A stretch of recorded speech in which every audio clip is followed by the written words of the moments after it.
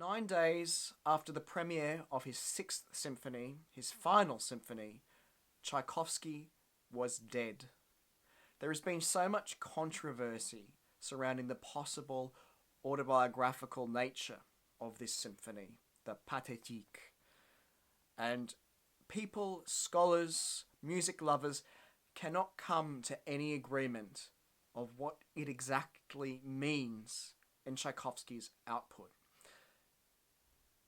In Russia at the time, there was a cholera epidemic around the time of Tchaikovsky's death, and many reports, including the official report at the time, put the composer's death down to succumbing to cholera.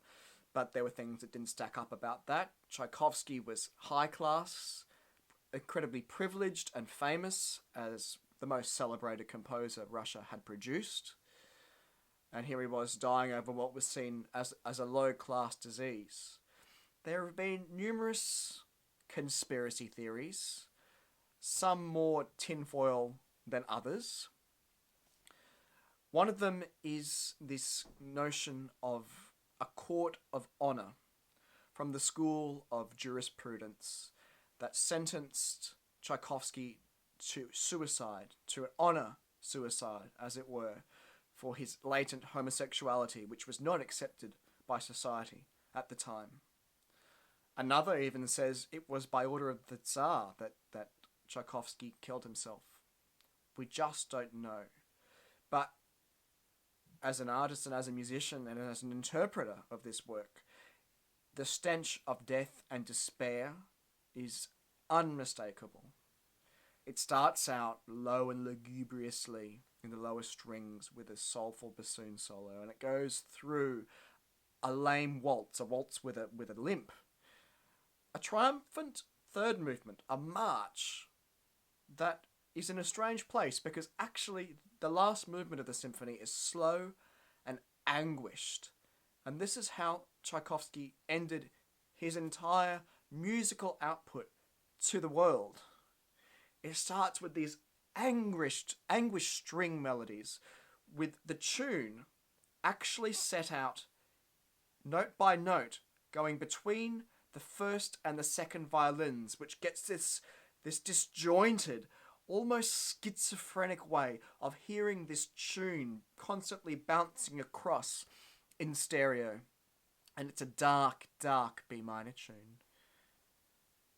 There's a major tune as another musical subject, accompanied by this sort of heartbeat, a faint heartbeat in the horns. Ba ba ba ba ba ba. It seems at first hopeful, and it is very beautiful and soulful, and it rises and rises and rises, but in the end, the symphony ends with utter despondency. The tune is getting lower and lower, and this heartbeat that we first heard in the horns now played in the very lowest instruments, the double basses. It's very hard to make out, and it gets fainter, and fainter and fainter. And it's one of the challenges as a conductor, in fact, is to bring out this fading heartbeat as the symphony fades away into nothingness. It is such a profound, desperate, and despair-filled way to end a concert. In this kind of silence, the music just fades away, and people aren't sure whether the music has ended or not. But it has. And people normally do clap, but I think it would be kind of nifty if we just finished a concert like that sometimes in this despondency and left the concert hall. It's like Yaron and I were speaking about in the interview.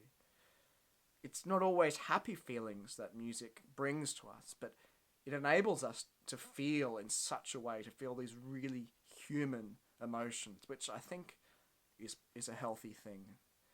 And it is a revolt against the 4-minute pop song and the political soundbite. And this symphony definitely gives that depth of emotions to you.